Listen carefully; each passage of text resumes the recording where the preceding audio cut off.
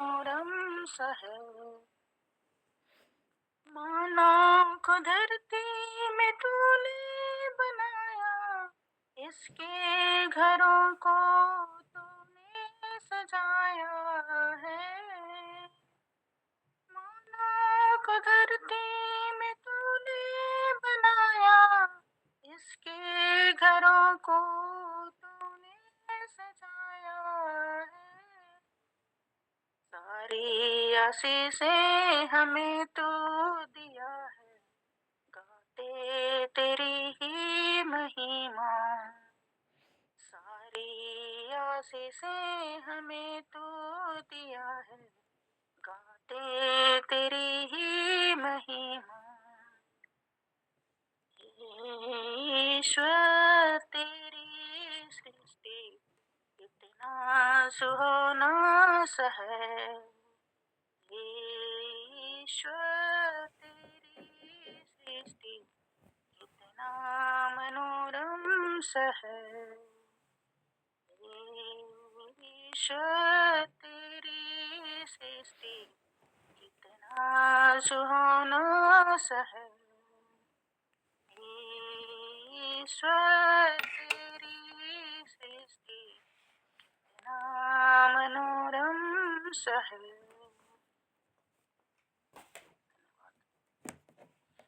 पिता परमेश्वर, हम पुनः आपके चरणों तले इस गीत के माध्यम से आते हैं। पिता परमेश्वर, आपने अगुवाई की सहायता की इस गीत को गाने में, आपकी महिमा करने में। पिता परमेश्वर, आपके आने वाले इस समय जो भी अध्ययन करेंगे प्रभु बाइबल के वचनों को और युगों के बारे में, पिता परमेश्वर इसमें आप ही हम एक की अगुवाई कर, मदद कर। पिता परमेश्वर, पवित्र आत्मा दीजिए कि हम उसे समझ नहीं सके और प्रभु और अधिक हम आत्मिक जीवन में आगे बढ़ने पाए।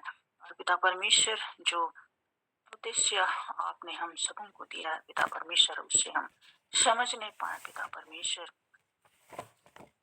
सब जो भी पिता इस समय नहीं जुड़ पाए हैं, आप प्रभु हर एक को आप ही सहायता कर, ताकि वे भी आपके चरणों तले आने पाए।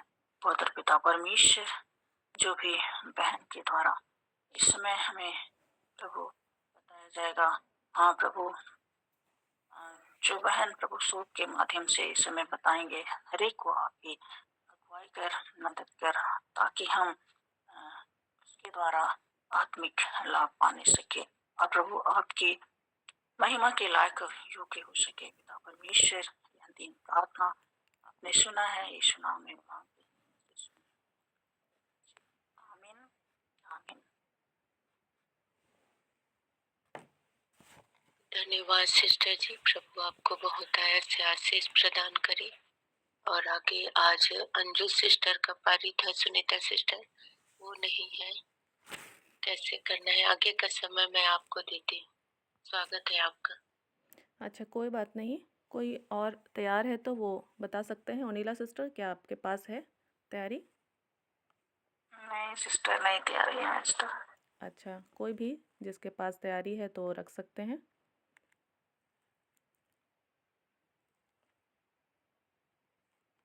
जीरानी सिस्टर, क्या आपके पास है? जय मसीह की सिस्टर, सबको तैयार तो थी हूँ।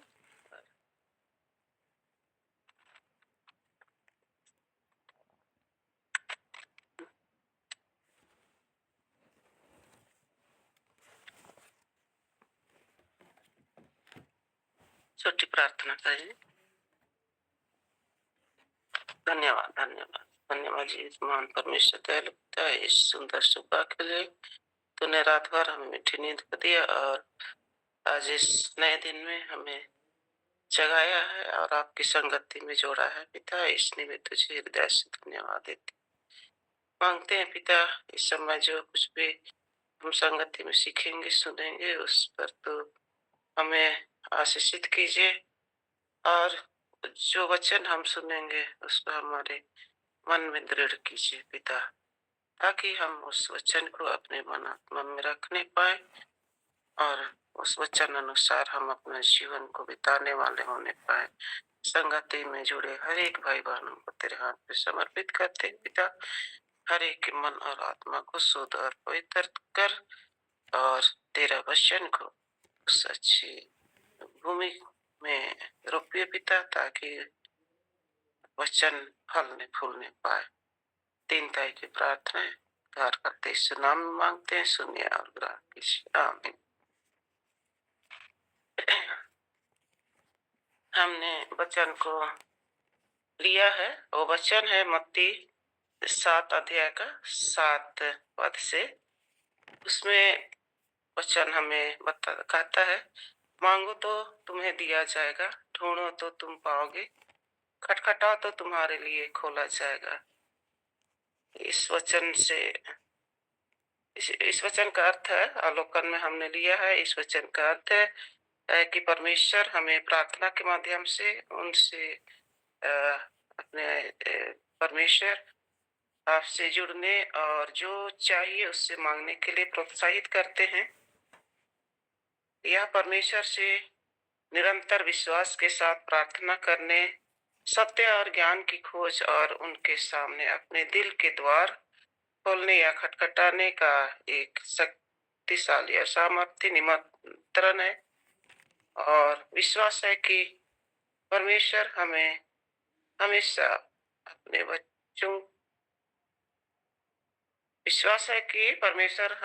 बच्चों को अच्छी चीज देंगे। ढूंढो तो तुम पाओगे, यह वाक्य परमेश्वर के वचन, उनके राज्य और उनकी इच्छा को जानने के लिए हमेशा प्रयास करने को बताता है। खटखटाओ तो तुम्हारे लिए खोला जाएगा। जब हम दृढ़ विश्वास के साथ परमेश्वर के पास आते हैं तो वह हमारे लिए रास्ते खोलते हैं और बहुत सारे अवसरों को प्रदान करते हैं और हम परमेश्वर की उपस्थिति का अनुभव करते हैं। परमेश्वर भी खुद अपना उपस्थिति को हमारे बीच में देते हैं। एप्लीकेशन में हम लिखे इस वचन के अनुसार, जब हम लोग विश्वास के साथ प्रार्थना करते हैं, मांगते हैं, तो परमेश्वर पिता हमारी आवश्यकताओं को पूरा करता है, पवित्र आत्मा की सामर्थ्य से परिपूर्ण करता है। हम प्रार्थना के द्वारा जो कुछ भी मांगते हैं हमारे लिए पूरा करते हैं। और हम प्रार्थना करते हैं कि संगति में परमेश्वर हमारे लिए हमें संगति में हमेशा बनाए रखता है, इसके लिए अगुवाई करता है। तो आइए हम लोग इस प्रार्थना के लिए हम प्रार्थना करते हैं कि हे सर्वशक्तिमान अनुग्रहकारी परमेश्वर पिता, तूने इस वचन के द्वारा मांगने और प्रार्थना करने के लिए हमारे मनों के दरवाजे को खोलने और खटखटाने के लिए सिखाया है। हम आपसे मांगते हैं, हमें पवित्र आत्मा की सामर्थ को दीजिए, ताकि जो कुछ भी हम सीखते हैं, सुनते हैं, आपका जीवता वचन, उसको हम अपने मनों में अधिकाई से समझने और जानने और आपकी आज्ञाओं का पालन कर सकें। इस वचन के द्वारा हम अधिकाई से आशीषित होने पाए। धन्यवाद देते हो पिता परमेश्वर, आज के इस नई सुबह और पवित्र वचन जो हम सुनेंगे, समझेंगे, उन सारे वचनों को जो कुछ भी इस संगति में हम सीखेंगे, अधिकाई से सीखने को। आमीन। धन्यवाद सिस्टर। Thank you sister. प्रभु आपको बहुत आशीष दे और निश्चय ही हमें अपने जीवन में प्रार्थना को एक महत्वपूर्ण स्थान देना है और बिना प्रार्थना के मसीही जीवन आगे नहीं बढ़ सकता है। और एप्लीकेशन वाले भाग में हम लोग अपने अनुभव को रख सकते हैं, है ना, गवाही को जी या निराशा को, कि हमारा प्रार्थना का जीवन कैसा था। और निश्चय ही आगे और भी बेहतर तरीके से हम लोग जारी रखेंगे अपने प्रयास को। तो सभी कोई समय समय तैयार रहेंगे, है ना, क्योंकि जिस दिन मौका है उस दिन तो आप तैयार रहेंगे ही, लेकिन वो केवल एक रूटीन के जैसा ना हो, लेकिन ये प्रतिदिन के जीवन में एक मसीही के मतलब होना चाहिए, है ना। या आप जब सुबह उठते हैं, जितना बजे भी आप उठते हैं, तो प्रभु से एक वचन मांगिए, या तो आप बाइबल खोलिएगा या तो फिर आपको याद दिलाएंगे, फिर उस वचन को आप मनन करते रहिए। तो वचन से आपको बातचीत करने का जो एक आदत या फिर एक क्षमता जो है वो विकसित करना चाहिए सभी भाई बहनों को, ठीक है। और इसी के लिए ये प्रयास किया जा रहा है। तो यदि इसको हम केवल रूटीन के जैसा ही करेंगे तो हम आशीषित नहीं हो पाएंगे कि हाँ हमको मौका मिला है तो हम बता दिए, अब मेरा मौका नहीं है तो हम आराम से रहेंगे, कोई ज़रूरी नहीं है। तो ऐसा करने से वो उतना हमारे लिए प्रभावशाली नहीं हो पाएगा। तो इसको प्रतिदिन अपने जीवन में एक मुख्य बात के रूप में आप लोग कीजिए, और करते ही हैं आप लोग, नहीं करते हैं ऐसा नहीं, आप लोग सब वचन मनन ही कर रहे हैं। बस उसको जब बोला जा रहा है कि सोप के माध्यम से रखो, तो थोड़ा सा दिल दिमाग में थोड़ा सा टेंशन आ जाता है, मैं क्या बोलूँ, कैसे बोलूँ। तो उसी क्वेश्चन का आंसर है कि आपको डेली तैयार रहना है ना, आपको डेली तैयार रहना है, समय असमय, ठीक है। मसीही जीवन का मतलब ही है कि हमें समय असमय तैयार रहना है, क्योंकि हमारे प्रभु यीशु मसीह कभी भी हमें लेने आ सकते हैं, ठीक है। और उन्होंने समय इसलिए नहीं बताया है ताकि हम हर समय हर घड़ी क्या रहें, तैयार रहें। तो प्रभु सर का बहुत धन्यवाद हो कि प्रभु ने हम में से हर एक को ऐसा आशीष दिया है ना, हमें प्रोत्साहित कर रहे हैं, और आगे निश्चय ही हम और भी बेहतर तरीके से आगे बढ़ सकते हैं। और जो भी भाई बहन किसी कारणवश नहीं भी जुड़ सकते हैं, तो आपको उस समय मौका मिल सकता है, आप उस मौके का लाभ ले सकते हैं। आइए हम लोग आगे बढ़ेंगे संदेश में। हम लोग युगों के बारे में सीख रहे हैं। अब तक हम लोगों ने निष्पाप युग के विषय में सीखा, और उसके बाद विवेक के युग के बारे में सीखा। थोड़ा बहुत ही हम लोगों ने सीखने का प्रयास किया है, समय कम है और बहुत गहराई में अभी हमें नहीं जाना है, लेकिन हमें एक आइडिया हो जाना चाहिए कि बाइबल में किस तरह से बातें लिखी गई हैं, है ना, और हमें उसे किस तरह से समझना चाहिए ताकि हम अच्छी तरह से बाइबल को क्या कर सकें, समझ सकें। और जो भी कई बार हम उलझ जाते हैं, नहीं समझ में आता है, तो ऐसा ना हो, हम धीरे धीरे करके बाइबल को अच्छी तरह से समझ सकें और वो हमारे लिए आशीष का कारण हो सके। तो आइए हम लोग प्रार्थना करेंगे। हे जीवित अनुग्रहकारी परमेश्वर, हम आपको सारा आदर महिमा देते हैं। इस घड़ी आपने हमें प्रभु जी अपनी उपस्थिति में रखा है प्रभु जी, तो आप जिन भी आशीषों को हमें देना चाहते हैं, हाँ प्रभु जी, हम आपका स्वागत करते हैं। आपके स्वर्गीय बुद्धि, ज्ञान और समझ हम में से हर एक को दिया जाए। जितनी बातों को भी हमने पहले सीखा है प्रभु जी, वो हमारे दिल दिमाग में सुरक्षित रहने पाए प्रभु जी, उसे शैतान चुराने ना पाए, हम ऐसी प्रार्थना करते हैं। और हमारे पाप अपराधों को हम मानते प्रभु जी, हमारे जीवन में जो कुछ भी पाप और अपराध है, यीशु के नाम से वो क्षमा किए जाएं। हाँ प्रभु जी, हमें दीन और नम्र कीजिए, और जिन पापों को हम नहीं पहचान पा रहे हैं प्रभु जी, हमें उन्हें पहचानने के लिए हमारी आँखों को खोलिए प्रभु जी, और उसे छोड़ने के लिए हमें सामर्थ्य दीजिए, अनुग्रह कर। सारा आदर महिमा हम आपको देते हैं, और इस प्रार्थना को हम आपके पुत्र, हमारे उद्धारकर्ता प्रभु यीशु मसीह के नाम से मांगते हैं, आमीन आमीन। Praise the lord, hallelujah. और आज हम लोग शुरू करेंगे मानवीय शासन के युग के विषय में। मानवीय शासन का युग, ये हमें नूह के जल प्रलय के समय से लेकर के इब्राहिम की बुलाहट तक के विषय में हम लोग बातचीत करेंगे। नूह के जल प्रलय से लेकर के इब्राहिम की बुलाहट तक के विषय में।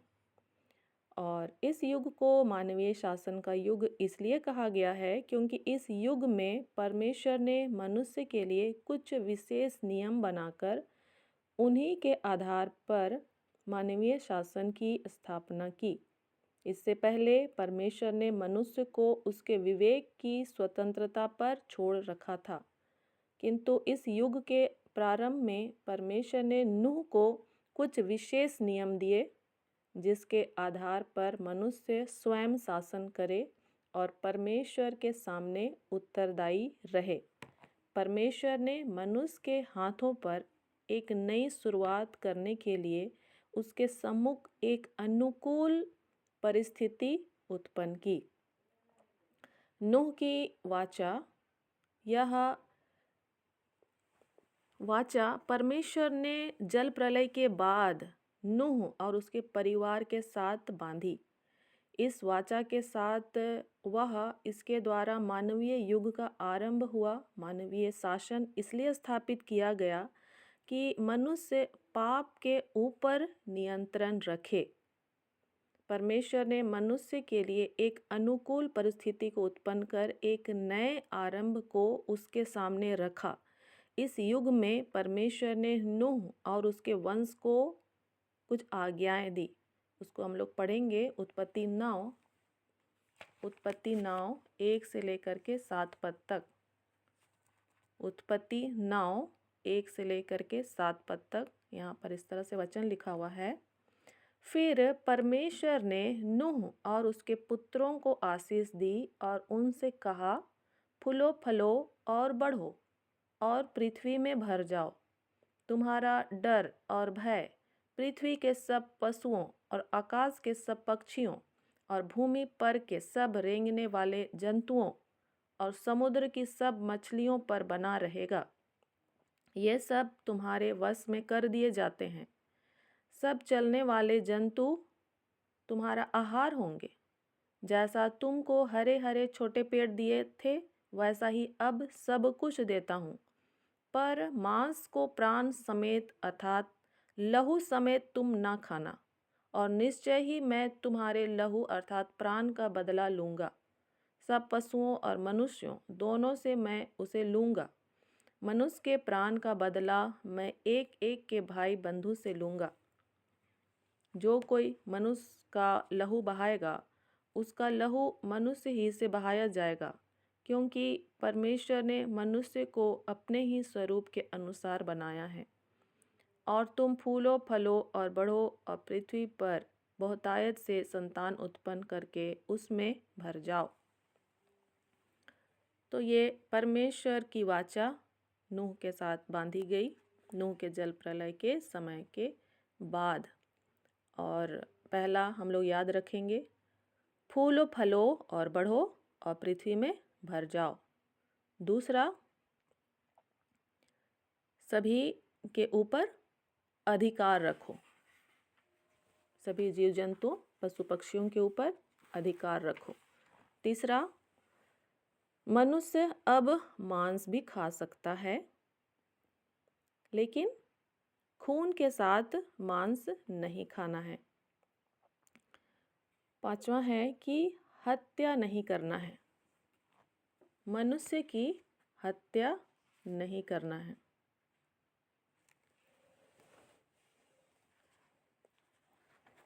छठवां है, हत्यारे को मृत्यु दंड दिया जाएगा। हत्यारे को मृत्यु दंड दिया जाएगा। पदस्थलों में आप लोग देखते जा रहे होंगे शायद। और मेरी वाचा का सदा पालन करो। इसको हम लोग पूरा पढ़ सकते हैं, 17 पद तक, है ना।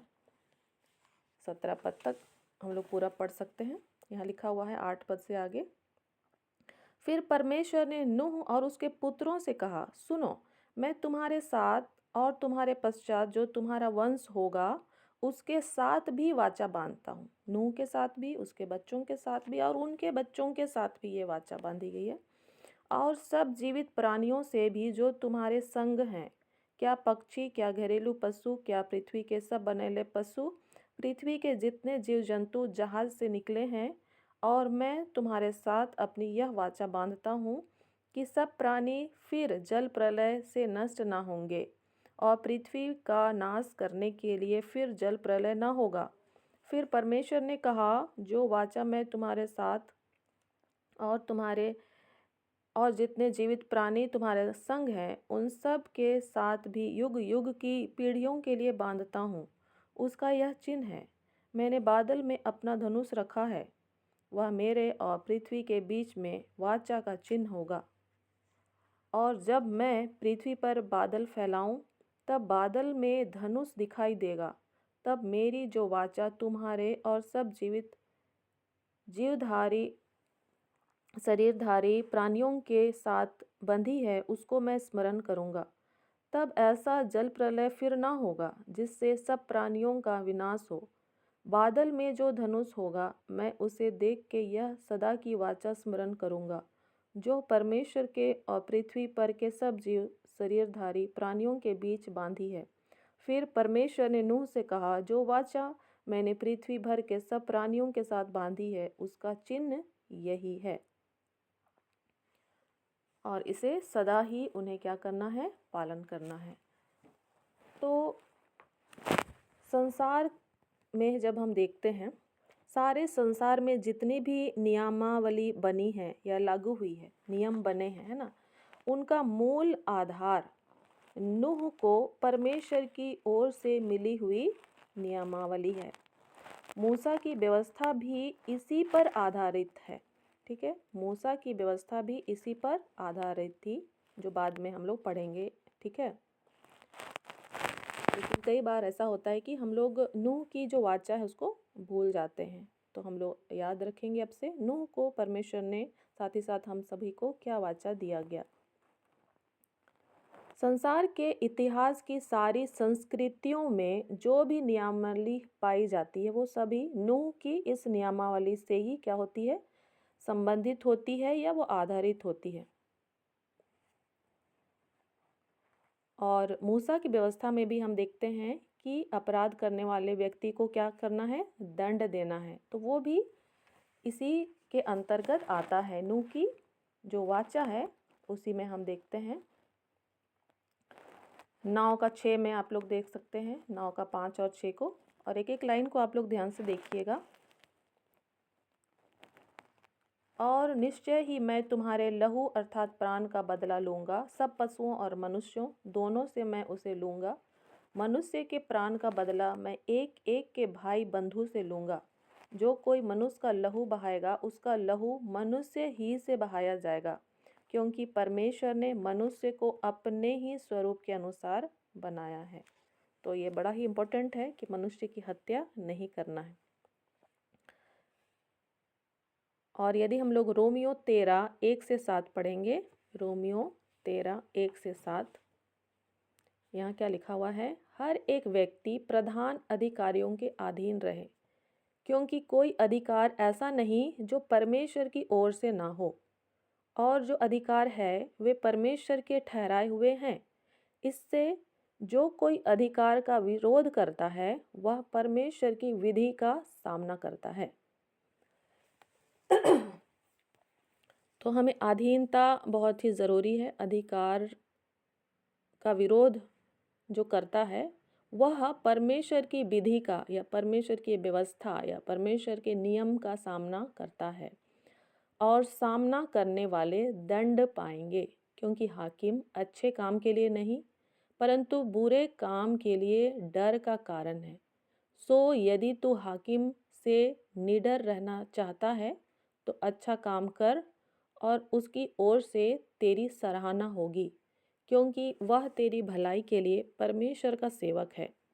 परंतु यदि तू बुराई करे तो डर, क्योंकि वह तलवार व्यर्थ लिए हुए नहीं और परमेश्वर का सेवक है, कि उसके क्रोध के अनुसार बुरे काम करने वाले को दंड दे। इसलिए अधीन रहना न केवल उस क्रोध से परंतु डर से अवश्य है। वरन विवेक भी यही गवाही देता है, इसलिए कर भी दो, क्योंकि वे परमेश्वर के सेवक हैं। और सदा इसी काम में लगे रहते हैं। इसलिए हर एक का हक चुकाया करो। जिससे कर चाहिए उसे कर दो, और जिससे महसूल चाहिए उसे महसूल दो। जिससे डरना चाहिए उससे डरो, जिसका आदर करना चाहिए उसका आदर करो।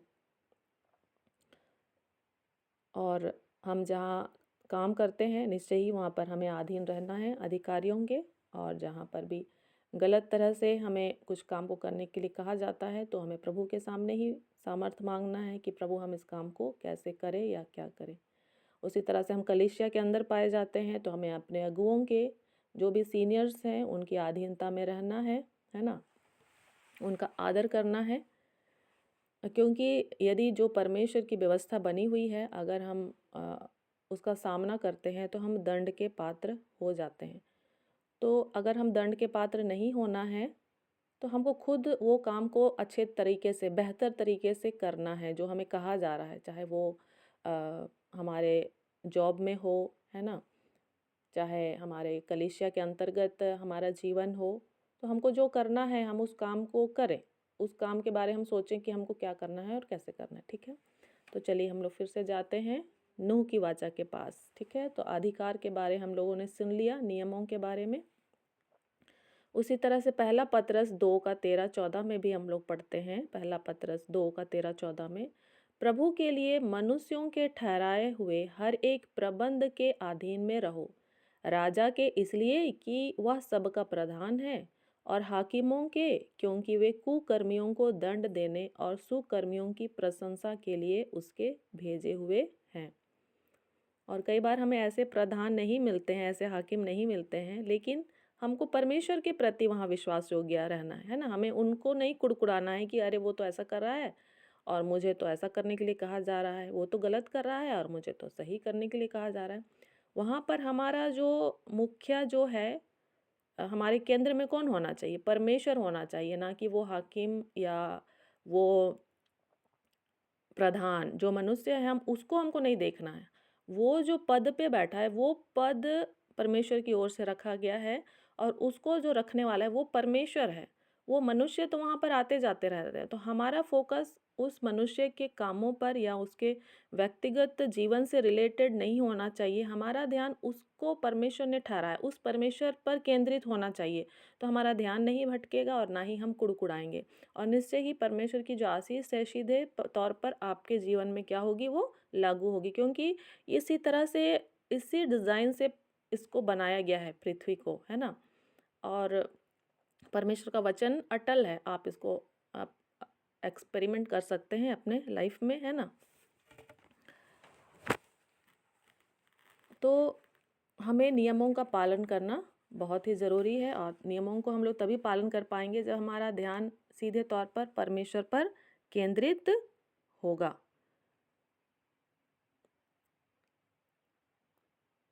और इन वचनों को हम लोग याद कर सकते हैं, तो वचनों को हम लोग लागू करना तो सीख ही रहे हैं, है ना, कि कैसे हम उसको अपने जीवन में लागू करें।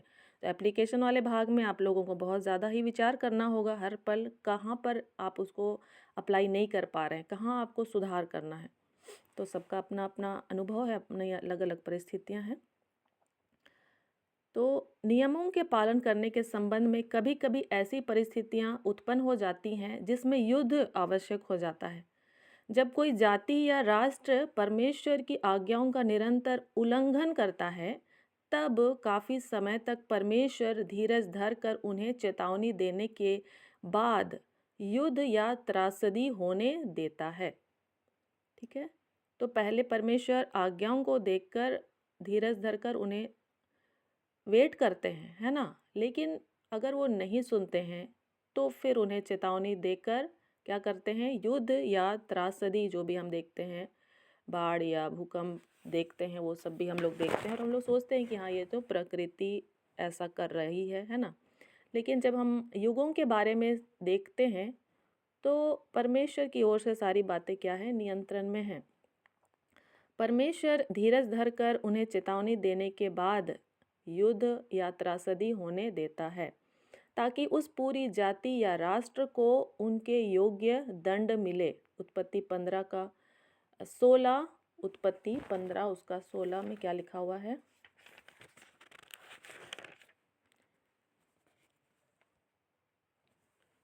यहाँ लिखा हुआ है, पर वे चौथी पीढ़ी में यहाँ फिर आएंगे क्योंकि अब तक एमोरियों का अधर्म पूरा नहीं हुआ है। पर वे चौथी पीढ़ी में यहाँ फिर आएंगे क्योंकि अब तक एमोरियों का अधर्म पूरा नहीं हुआ है। एमोरी जाति कनानी जातियों में से एक थी। कनानियों के घृणित पापों की सूची को लेबे व्यवस्था 18 और 20 अध्याय में हम लोग पढ़ सकते हैं। उनमें 7 ऐसे पाप हैं जिनका दंड मृत्यु था।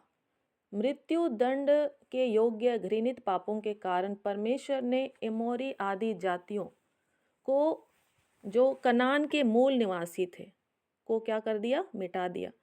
हम लोग सुनते हैं कि परमेश्वर ने इजरायलियों को कनान देश दे दिया, तो वहाँ के निवासियों का क्या हुआ? तो हम देखते हैं कि वहाँ के मूल निवासी कौन थे? एमोरी लोग थे, और उनके अधर्म के पाप, है ना, उनके घृणित पाप थे, जिनके कारण परमेश्वर ने उनको क्या कर दिया? मिटा दिया। लेबे व्यवस्था 18 अध्याय को आप लोग बाद में पढ़ लेंगे। और उनके देश को इजरायलियों के वश में कर दिया। लेकिन जब इजरायली लोग उन्हीं के समान घृणित पाप करने लगे, तब परमेश्वर अन्य जातियों के द्वारा ठीक वैसा ही दंड उन्हें दिया करता था। इसके लिए वह शत्रुओं को उनके ऊपर आक्रमण करने की अनुमति देता था। परमेश्वर ऐसा तभी करता था जब उसके लोग अधर्म की सीमा को लांघ जाते थे। मानवीय शासन परमेश्वर ने इस उद्देश्य से स्थापित किया ताकि इसके द्वारा मानव समाज धरती पर कायम रहे। इस प्रकार की व्यवस्था और नियमों का अंतिम लक्ष्य यही था कि अधिक से अधिक लोगों की भलाई हो। इसलिए प्रत्येक नागरिक का यह कर्तव्य है कि वह मानवीय प्रशासन के अधीन रहकर उसका पूर्ण समर्थन करे तथा उसके प्रभाव को बनाए रखने के लिए यथासंभव सहयोग करे, जिससे मनुष्य का जीवन सुचारू रूप से चलता रहे। इस युग के आरंभ में सिर्फ 8 प्राणी थे। इस युग के आरंभ में सिर्फ 8 प्राणी थे। उनका वंश बढ़ता गया और परमेश्वर ने उन्हें सब प्रकार की आशीषें दी। और नूह एक धर्म का प्रचारक भी था। उन 8 लोगों को उसने सच्ची आराधना का ढंग, नए कानून, नई वाचा, आशीष की प्रतिज्ञाएं, सारी धरती पर अधिकार और अपने आप पर तथा धरती पर शासन करने इत्यादि बातों की जिम्मेदारियां सौंपी थी। परमेश्वर की दृष्टि में मनुष्य का जीवन अत्यंत महत्वपूर्ण था। अतः वह चाहता था कि मनुष्य जीवन को बहुमूल्य एवं पवित्र समझकर उसकी रक्षा करे। पहले हम लोगों ने सुना कि परमेश्वर ही मनुष्यों के ऊपर अधिकारियों को क्या करता है? नियुक्त करता है। सरकार और प्रशासन परमेश्वर के प्रबंध के अंतर्गत है। अतः जो अधिकारियों या अधिकार का विरोध करता है वह परमेश्वर का विरोध करता है। और अभी वर्तमान समय में हम कई बार अपने सरकार के अगेंस्ट हम सोचते हैं और कई सारी बातों को देखते हैं कि वो अच्छा नहीं कर रहा होगा। लेकिन यहाँ पर हमें विचार करना है कि हम कलीसिया होकर, एक मसीही होकर हम कितना विश्वास योग्य हैं, परमेश्वर के प्रति हम कितने गंभीर हैं, है ना। और यदि हम पूरी मसीही समुदाय को देखते हैं तो हम कई तरह की घटी और कमी को पाते हैं कि हम केवल नाम मात्र के लिए मसीही पाए जाते हैं, है ना। वो गंभीरता नहीं है, या हम अपने पापों को जानना समझना नहीं चाहते हैं।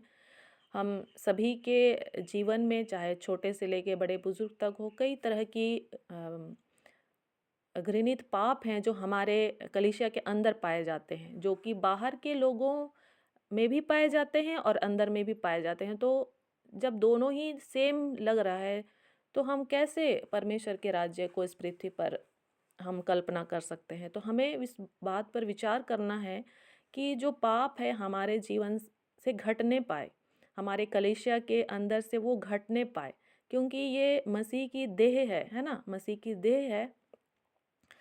और वो देह कैसी होनी चाहिए, तेजस्वी होनी चाहिए, शुद्ध होनी चाहिए, पवित्र होनी चाहिए हर एक तरह से। और तभी जा कर के वो यीशु मसीह की जो सामर्थ है वो इस पृथ्वी पर क्या होगी, क्रियाशील होगी। और हम सही तरह से क्या कर सकते हैं, अपना जीवन यापन कर सकते हैं। तो निश्चय ही हमारे जीवन में कई बार सताव आता है या हमारे कलीसियाई स्तर पर सताव आता है, तो हमें और भी अधिक परमेश्वर के प्रति क्या हो जाना है, गंभीर हो जाना है। और भी बहुत सारे कारण हो सकते हैं, ऐसा भी नहीं है कि हमारे जीवन में केवल पाप ही है इसीलिए ही हमारे जीवन में दुख या तकलीफ है। लेकिन फिर भी हमको विचार करना है कि जो हम चाहते हैं वो क्यों नहीं हो रहा है ना? तो क्या कारण हो सकता है? कौन से क्षेत्र में हमें बदलाव करने की आवश्यकता है? और निश्चय ही हमें परमेश्वर ने इस नूह के वाचा में भी क्या दिया है, अधिकार दिया है कि हमको शासन करना है, अधिकार रखना है। तो उसको भी हमको विचार करना है कि हम गलत इंटेंशन से, गलत तरीके से, गलत दृष्टिकोण से तो हम अधिकार रखने का प्रयास नहीं कर रहे हैं, है ना? तो हमें पहले तो खुद को ही ठीक करना है ना? फिर हमें आगे बढ़ना है कि हम आगे दूसरों के लिए हम आशीष का कारण बन सके। इसलिए हमें प्रति भोर को अपना व्यक्तिगत संबंध परमेश्वर के साथ बिताने की ज़रूरत होती है। आइए हम लोग अब आगे बढ़ते हैं।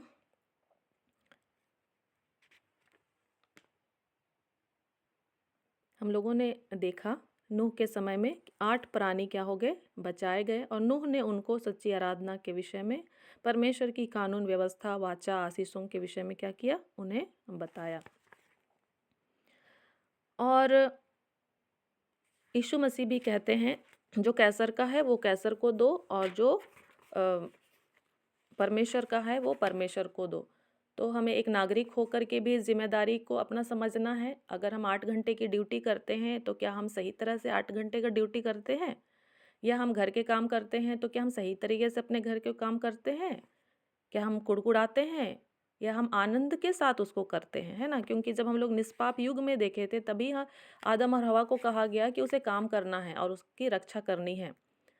लेकिन उस काम से उसको क्या मिलना है, संतुष्टि मिलनी है और आनंद मिलना है। तो जब हम उस पाप के दायरे से बाहर हो जाते हैं तो सच में परमेश्वर की उपस्थिति में हमें ऐसा आनंद मिलता है। आज के टाइम में भी ऐसा होता है ना?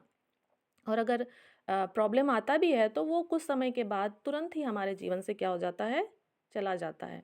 लेकिन अगर हम परमेश्वर के साथ अपना संबंध को मजबूत नहीं किए हुए हैं तो हम उसी कुड़कुड़ाहट या चिंता से लंबे टाइम तक क्या रहते हैं, ग्रसित रहते हैं।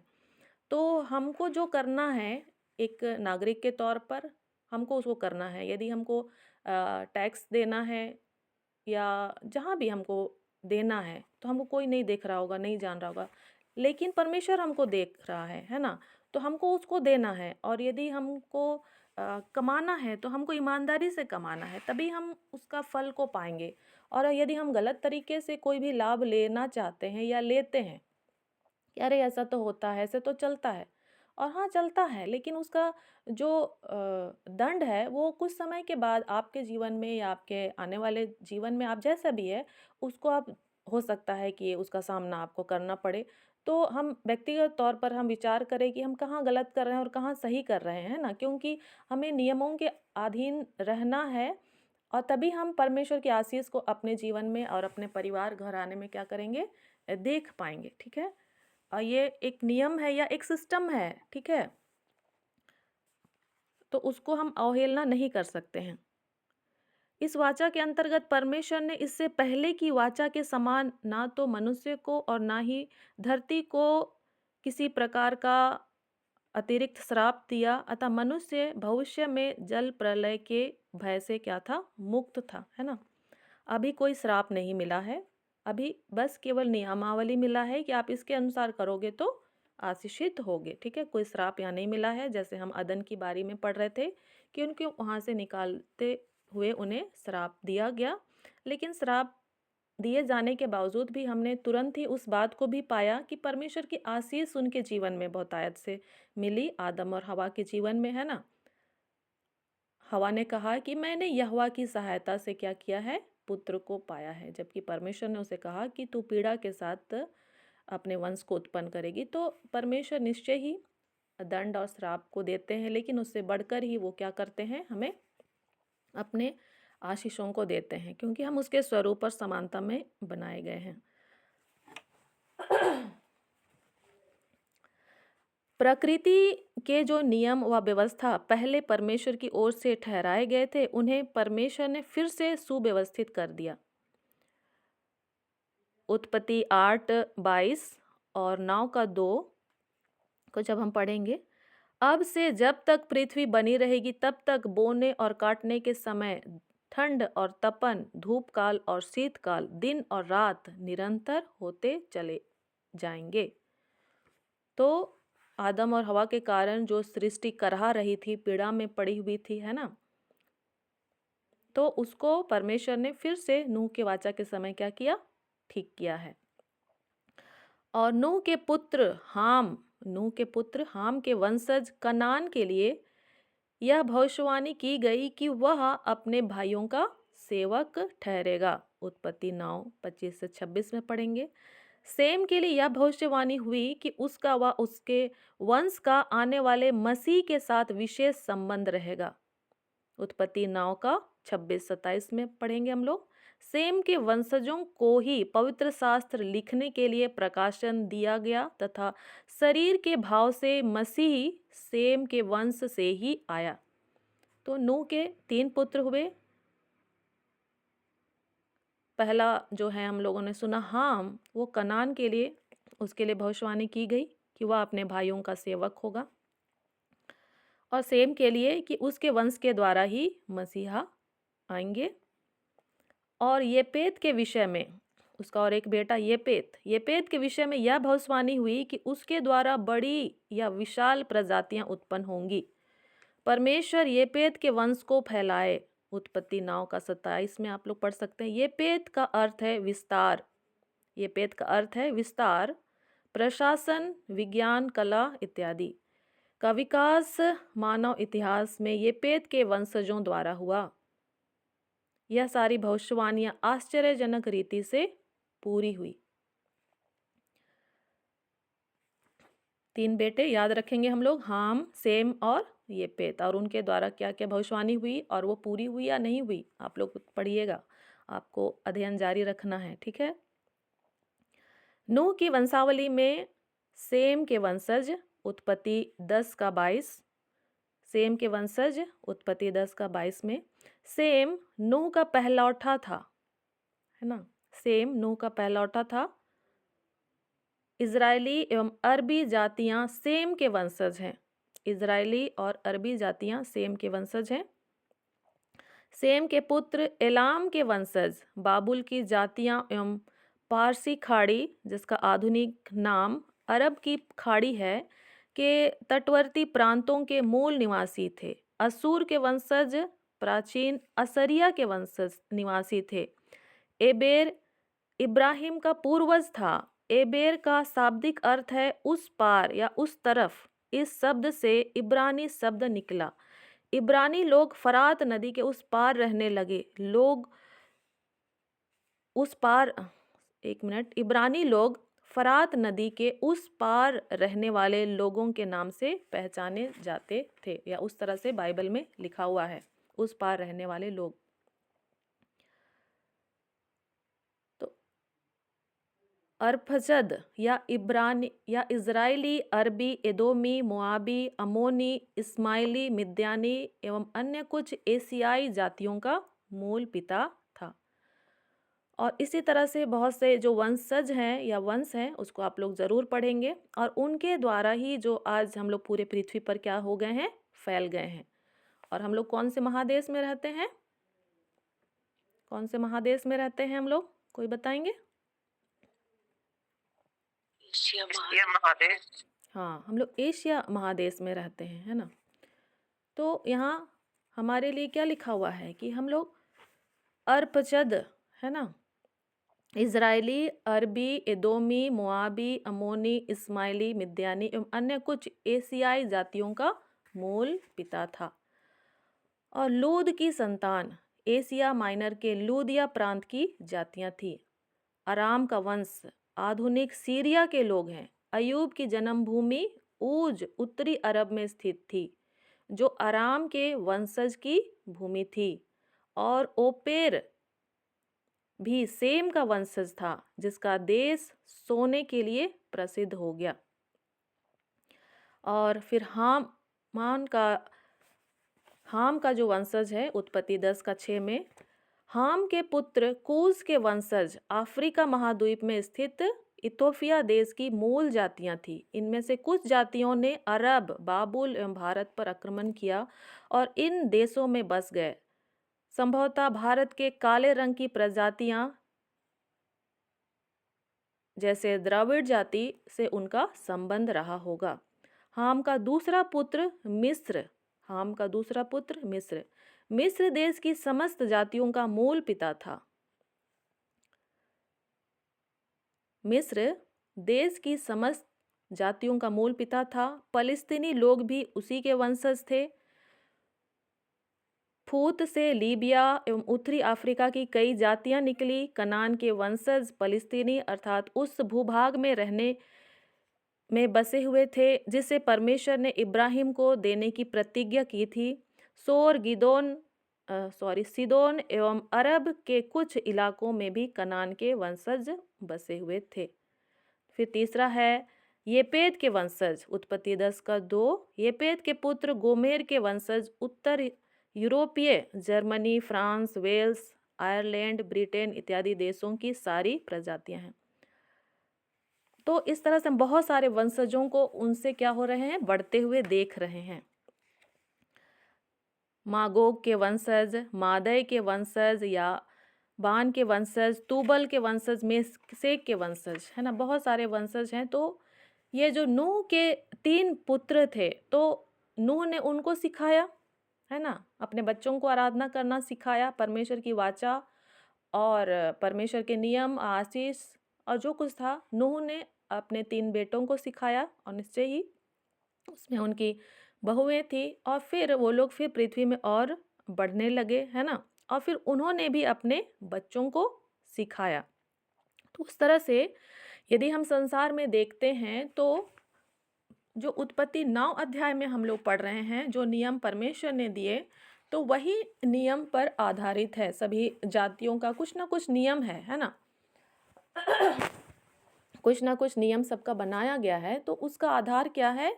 नूह की जो वाचा है उस पर ही वो आधारित है। और लोग जो हैं उसके अनुसार अपने नियमों को, उसमें कई तरह के बदलाव भी आते गए, या कुछ ना कुछ अपनी तरह से कुछ घटाए गए या बढ़ाए गए। तो उसी से ही लोग क्या हैं, संबंधित पाए जाते हैं। कुछ लोग हैं केवल शाकाहारी रहना चाहते हैं, कुछ लोग हैं मांसाहारी रहना चाहते हैं, कुछ लोग हैं कि वो दोनों ही खाना चाहते हैं। और कोई यदि गलत करता है तो उसके दंड के लिए भी प्रावधान रखा गया है। और कहीं कहीं पर और भी फिर हम लोग जानते ही हैं कि शैतान भी अपना काम तो करना चाहता ही है। जैसे कि अदन की बारी में शैतान ने अपना काम को करना चाहा और उसने किया, वचन को उसने तोड़ मरोड़ कर उनको पाप में गिरा दिया। और वैसे ही ये जो वाचा दिया गया है, नूह की वाचा, तो निश्चय ही इसमें शैतान ने भी अपने विचारों को शामिल किया ही है। तब हम देखते हैं कि संसार में लोग जो हैं एक दूसरे से क्या होने लगते हैं, लड़ने लगते हैं कि नहीं ऐसा होना चाहिए, दूसरा कहता है नहीं ऐसा होना चाहिए, है ना, वैसा होना चाहिए। तो हमें विशेष तौर पर जब हम अपने सृष्टिकर्ता के साथ अपने संबंध को मजबूत करते हैं तो हम उसके विचारों को जान पाते हैं कि वो भला करना वाला परमेश्वर, उसने भलाई के लिए पृथ्वी को बनाया है। यदि आप किसी गैर मसीही समुदाय में जाते हैं, है ना, तो वहाँ पर भी अगर आप देखते हैं कि जो अपने सृष्टिकर्ता के प्रति ईमानदार है तो वो कहीं ना कहीं भलाई ही करना चाहता है। हो सकता है वो यीशु मसीह को नहीं जानता है, लेकिन अगर उसका संबंध अपने सृष्टिकर्ता के साथ है तो कहीं ना कहीं उसको तकलीफ होता है। अगर कोई किसी को मार डाला है ना, तो कोई नहीं चाहता है कि कोई किसी की हत्या करे। तो नूह के जो वंशज हैं वो ही इस पृथ्वी पर क्या होते चले गए, फैलते चले गए। तो अब जबकि हमने यीशु मसीह को जान लिया है तो हमें और भी अधिक बेहतर तरीके से जानना है ताकि हम इस वाचा का क्या कर सकें, पालन कर सकें, क्योंकि ये हमारे लिए भी आज तक क्या हुई है, बांधी हुई है। और निश्चय ही हम इसके द्वारा परमेश्वर को क्या कर सकते हैं, प्रसन्न कर सकते हैं। हमें अधिकार दिया गया है, ठीक है। और हमें कहा गया है कि फूलो फलो और बढ़ो, है ना। वही आज्ञा आदम और हवा को भी दिया गया था, और उनके पाप करने के बावजूद हमको लगता होगा नहीं, परमेश्वर ने अपनी योजना को बदल दिया है। तो ऐसा नहीं है। परमेश्वर ने जो ठान लिया है वो वैसा ही है, उसमें उसने कोई बदलाव नहीं लाया है। तो हमारा काम भी वही ही है। हम उसमें बदलाव नहीं कर सकते हैं अपने तरीके से कि नहीं नहीं मुझे नहीं आता है तो मैं नहीं करूँगा, है ना। या मुझे क्या ज़रूरत है, जबकि हम लोग आज कलीसियाई स्तर पर जीवन जीते हैं, तो हम कहीं न कहीं अपने अगुओं पर निर्भर रहते हैं। नहीं, वो अगुआ है, वो इसको अधिकार मिला है, वो चुना गया है, उसका काम है, वही करेगा, है ना? मैं नहीं करूँगा, मुझे तो किसी ने नहीं कहा है। ये सब विचार कहाँ से आते हैं? शैतान की ओर से आते हैं। क्योंकि जब हमारे हाथों में ये बाइबल है, तो परमेश्वर स्पष्ट रीति से डायरेक्ट आपसे और मुझसे क्या करना चाहता है? बातचीत करना चाहता है और हमें इस्तेमाल करना चाहता है। हम सबको अपने-अपने हिस्से का ज़िम्मेदारी सौंपा गया है, और उस काम को पूरा करने के बाद हमको परमेश्वर के न्याय आसन के सम्मुख क्या होना है? खड़ा होना है। तो अब हमको विचार करना है कि हमको करना क्या है ना? हमको उसको समझना है कि मेरा काम क्या है, ठीक है? हम जैसे एक किसान है, वो खेत में जाता है, तो उसको सबसे पहले ये समझना होता है कि हाँ, मैं किसान हूँ, मेरा काम क्या है? तो उसको समझना होता है कि मुझे भूमि से फसल उगाना है। तो वो विचार करेगा कि वो किस भूमि में उसको फसल बोना है। तो सिलेक्ट करेगा कि हाँ, उसके पास बहुत पूरे एकड़ में ज़मीन है, तो सब में वो एक साथ नहीं कर सकता है, तो एक छोटे पोर्शन का चुनाव करता है। फिर देखता है कि हाँ, इसमें क्या है, इसमें क्या लाया जा सकता है या नहीं लाया जा सकता है। फिर कैसे लाया जा सकता है, अगर पानी चाहिए या खाद चाहिए, है ना? इसमें कौन-कौन सी गलत चीज़ें हैं जिसको कि हटाना है, उसको कैसे हटाना है, कितने टाइम के अंतर्गत उसको हटाना है, तो वो खुद उसको विचार करता है, खुद उसको करता है। वो ये सोच कर के बैठे रहेगा कि नहीं, कोई आके इसको कर देगा, तो वो तो बैठा ही रहेगा जीवन भर, है ना? फिर चाहेगा, सोचेगा कि नहीं मैं तो नहीं कर सकता हूँ, मैं कैसे कर सकता हूँ, है ना? मैं करूँगा तो मुझे दर्द होगा, मुझे तकलीफ़ होगी, मेरे पसीने निकलेंगे, मेरा टाइम बर्बाद हो जाएगा। इसके बदले तो मैं कहीं पर बैठा रहूँ और प्रार्थना करूँ, और परमेश्वर स्वर्ग से मेरे लिए रोटी भेज देंगे और मैं उसे खा लूँगा। तो ये सब विचार कहाँ से आते हैं? शैतान की ओर से आते हैं, है ना? हमें काम करना है, हमको नहीं जान रहे हैं तो हमको समझना है कि हम उसको कैसे करेंगे? हम प्रभु से माँगे, है ना? और हम बाइबल से हमें बहुत सारे जो आइडियाज़ हैं, वो बाइबल में से प्रभु हमें सिखाता है कि हमको क्या करना है, ठीक है? हमको अपने परिवार के लिए क्या करना है, अपने बच्चों के लिए क्या करना है, हम अब काम करने जाते हैं तो हमको वहाँ कैसे करना है, क्या सारी चीज़ बाइबल में क्या हुआ है, लिखा हुआ है। हमको उसको खोजना है और अपने जीवन में लागू करना है। हम अ, कहीं पर कोने में बैठ कर के अपने समय को व्यर्थ नहीं कर सकते हैं। हमारे पास 24 घंटा है, और उस 24 घंटे को हमको इस्तेमाल करना है ना? हम जब तक इस पृथ्वी पर रहेंगे तब तक हमारे पास 24 घंटा ही रहेगा, उसमें कोई भी बढ़ोतरी नहीं होगी। और मैं याद दिलाना चाहती हूँ कि जैसे-जैसे हम आगे बढ़ते जाते हैं, तो हमारी जो शरीर की क्षमता है वो घटती चली जाती है। हाँ, जब हम 60 साल के होते हैं, 70 साल के होते हैं, हमारे पास उतना क्षमता नहीं होता है, हमारा सोचने, समझने, चलने, फिरने, उठने, बैठने की जो क्षमता है वो घट जाती है। और उस समय हम चाहेंगे कि हम परमेश्वर का काम करें, तो हम चाह करके भी नहीं कर सकते हैं, ना ही जा सकते हैं और ना ही आ सकते हैं। इवन हम उतना ज़्यादा देर बैठ भी नहीं सकते हैं, हम उतना सोच भी नहीं सकते हैं। तो आज आपके पास समय है, आपके पास जो ताकत है, वो ताकत आपके पास है, आपके पास समय है, आपके पास धन है, सब कुछ है, जो कुछ है आज आपके पास है, आप उसको कैसे इस्तेमाल कर सकते हैं, तो आपको विचार करना है ना?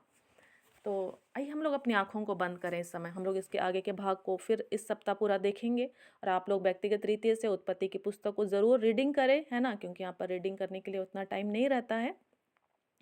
आइए हम लोग अपनी आँखों को बंद करें कि आज हम इस पृथ्वी पर पाए जाते हैं, तो हम क्या कर रहे हैं?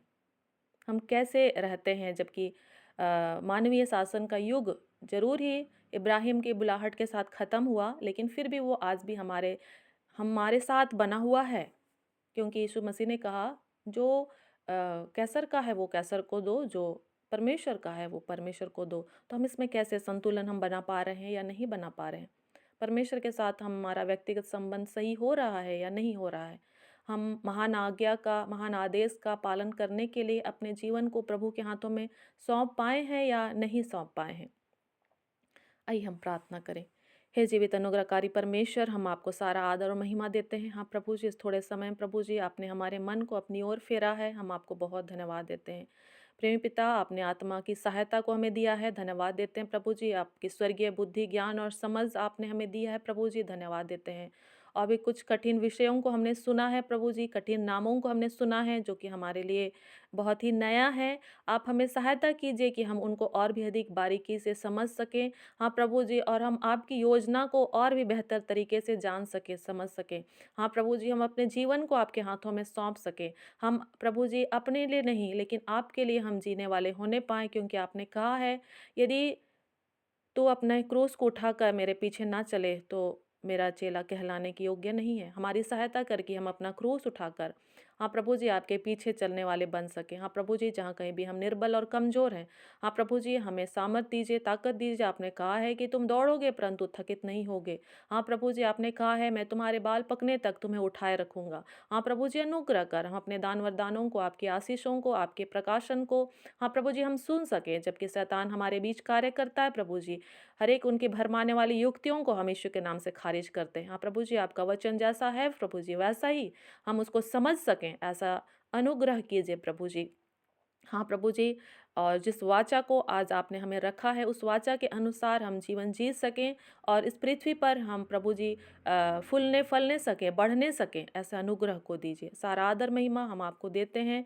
और अब तक हमने जो कुछ भी लापरवाही के साथ समय बिताया प्रभु जी, आपको निराश किया है, अपने समय को बर्बाद किया है प्रभु जी, अपनी अभिलाषाओं के अनुसार जीवन जिया है, उन सारी बातों के लिए हम क्षमा चाहते हैं। अनुग्रह का प्रभु जी। और आपने कहा है, यदि तुम्हारे पाप चाहे लाल रंग के हों तो भी वे हिम के समान पिछले किए जाते हैं। हाँ प्रभु जी, हम आपकी सारी दया और आशीषों के लिए हम धन्यवाद देते हैं। इस प्रार्थना को हम आपके पुत्र, हमारे उद्धारकर्ता प्रभु यीशु मसीह के नाम से मांगते हैं, आमीन आमीन। आमीन। धन्यवाद सिस्टर जी। और हम सभी मानवीय युग के विषय में हम सब सीख पाए। परमेश्वर पिता को महिमा मिले। आगे किसी का प्रार्थना विषय है तो बताएंगे। पूनम सिस्टर, आप कुछ कहना चाहते हैं?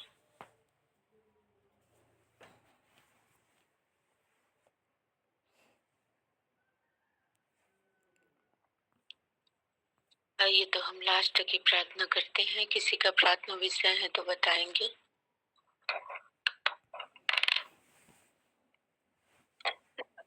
जय मसीह की सिस्टर। सिस्टर, हमारे पति के लिए प्रार्थना करिए कि उनकी जो जीभ है वो मोटी मोटी फूली फूली जैसी है।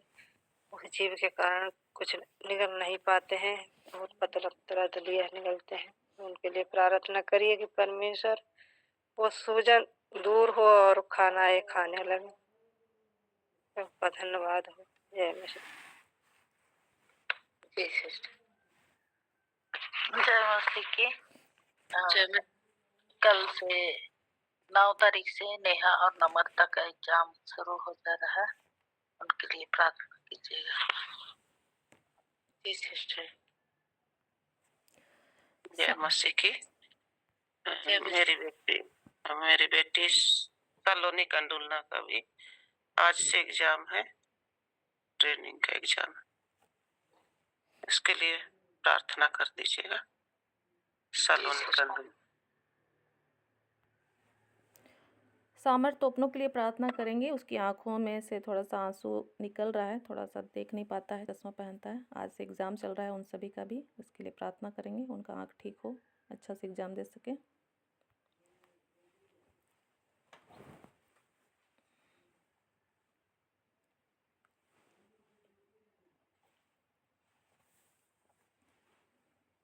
जय मसीह की सिस्टर जी, मेरे लिए प्रार्थना करें। मुझे बहुत नींद आती है, सुबह टाइम से जग नहीं पाती हूँ, तो मेरे लिए प्रार्थना करें। जय मसीह की। जय मसीह की। जय मसीह की। मेरे बच्चे के लिए प्रार्थना करना। वो फोन टेप है, उसका बड़ा सा टेप है, मैंने उसका बंद कर रखा है। उसमें जब मैं देती हूँ तो पढ़ाई भी करता है, फिर उसमें जितनी पढ़ाई करता है उससे ज्यादा वो उससे बातचीत करता हूँ अपने दोस्तों से, इसलिए मैंने बंद कर रखा है कि प्रार्थना करना उसका मन उसके वहाँ से हट जाए फ़ोन। जी, जी, आपको प्रभु का धन्यवाद हो। सभी को जय मसीह की।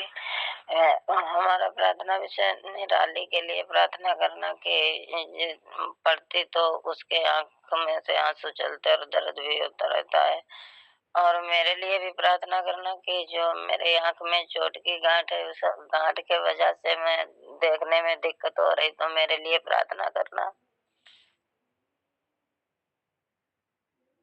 जी सिस्टर।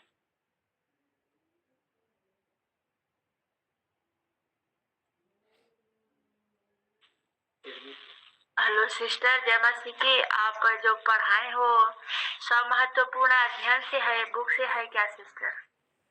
नहीं, उससे नहीं है, उसको आप लोग अपना व्यक्तिगत अध्ययन में जारी रखेंगे। मैं दूसरे जगह से बता रही हूँ।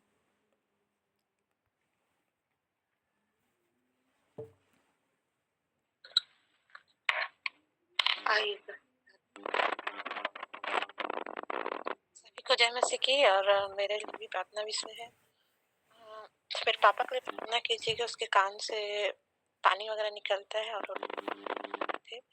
परमेश्वर उन्हें राहत और छुटकारा दे। सभी को जय मसीह की।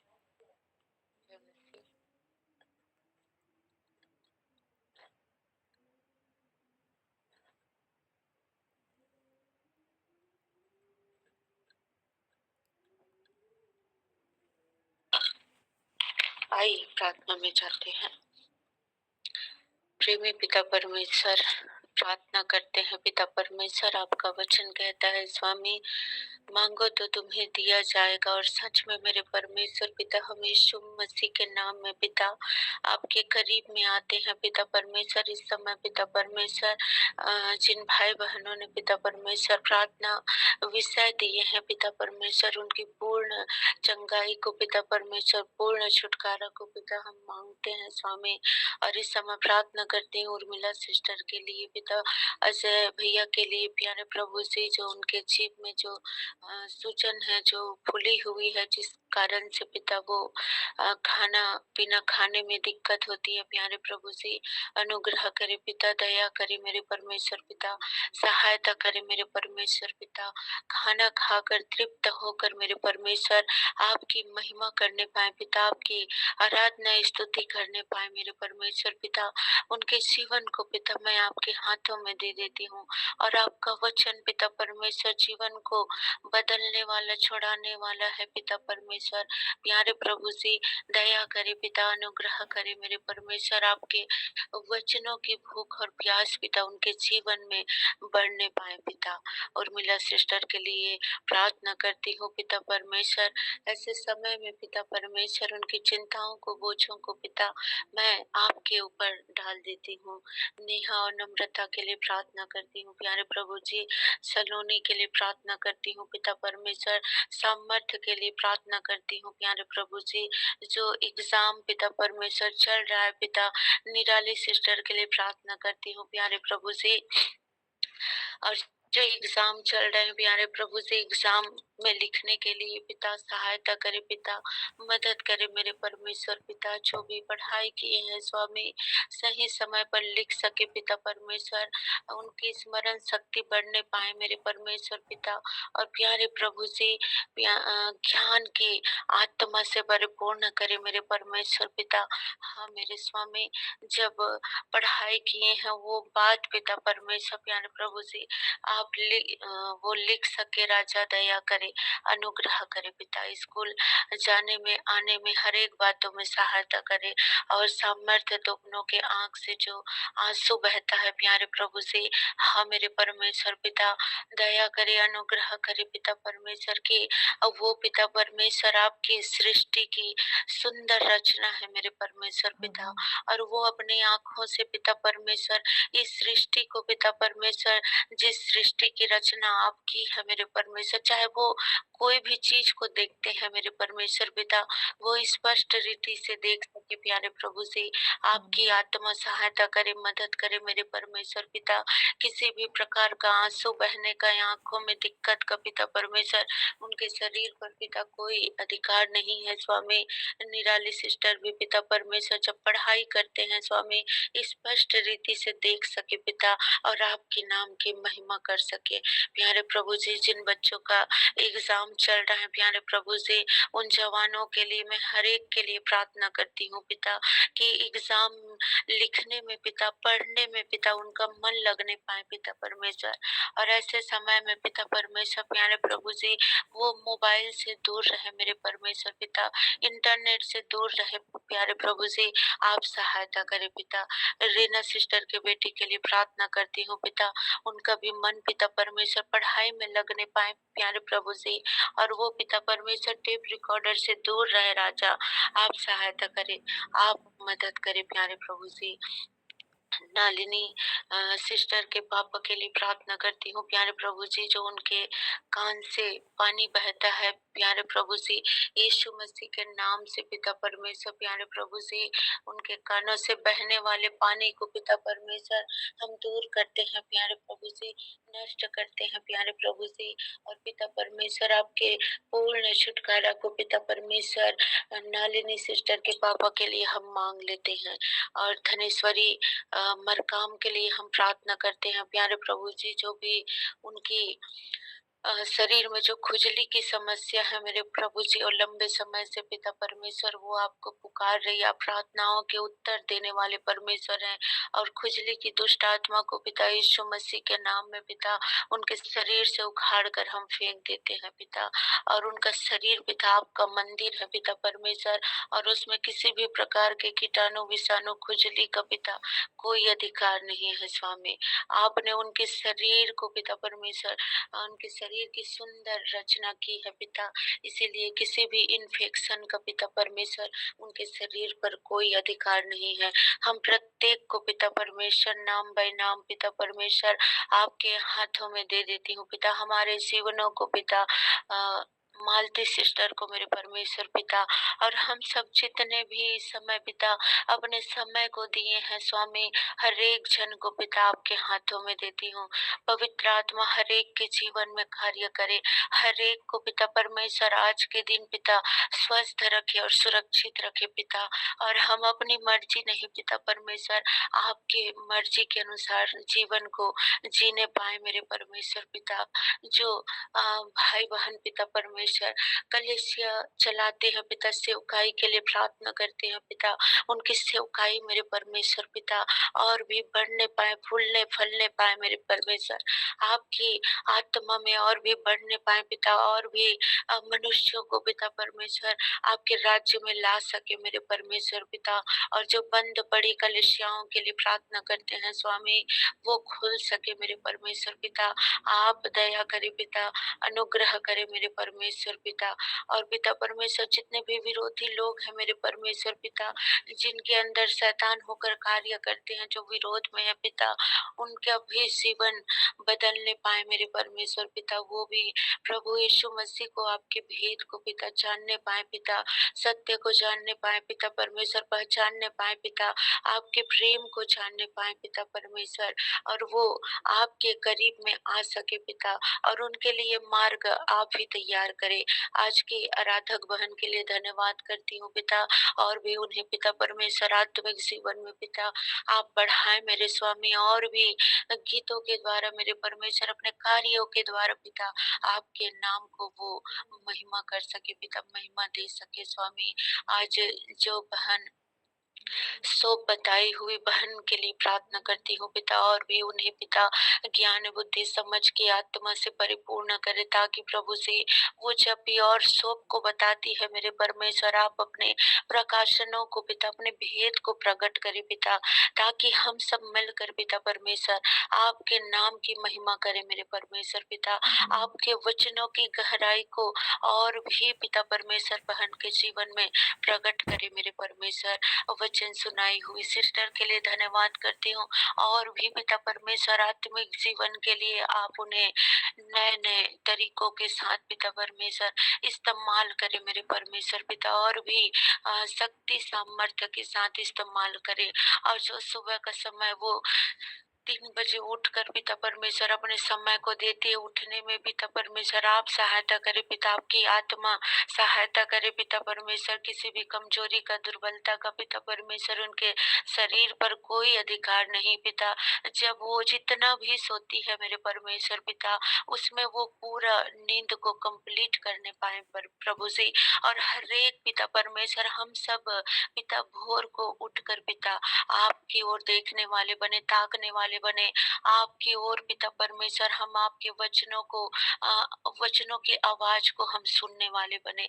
हर एक को पिता परमेश्वर अपनी आत्मा में बढ़ाते जाए पिता, अपनी आत्मा की भरपूरी में बढ़ाते जाए मेरे परमेश्वर, ताकि हम पिता परमेश्वर हमारा ध्यान स्वामी संसार की लालसाओं की ओर नहीं पिता परमेश्वर, संसार की ओर नहीं पिता, संसार के आकर्षण की ओर नहीं स्वामी।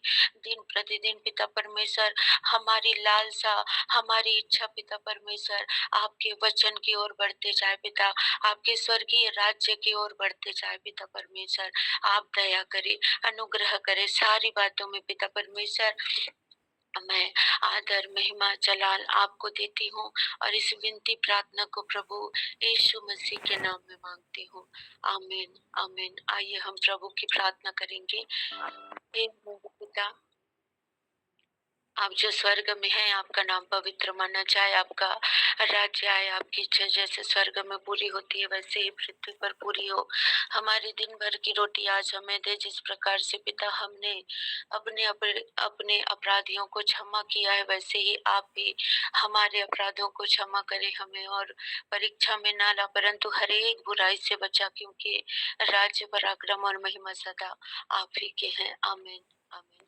आगे का समय मैं सुनीता सिस्टर को देती हूँ। सबको कुछ मसीह। आइए हम लोग आशीष वचन को एक साथ बोलेंगे। पिता परमेश्वर का प्रेम, प्रभु यीशु मसीह का अनुग्रह और पवित्र आत्मा की सहभागिता हम सबों के साथ सर्वदा बना रहे। आमीन आमीन। Praise the lord, hallelujah. जय मसीह की। यीशु सहाय। Good morning. जय यीशु। जय मसीह की।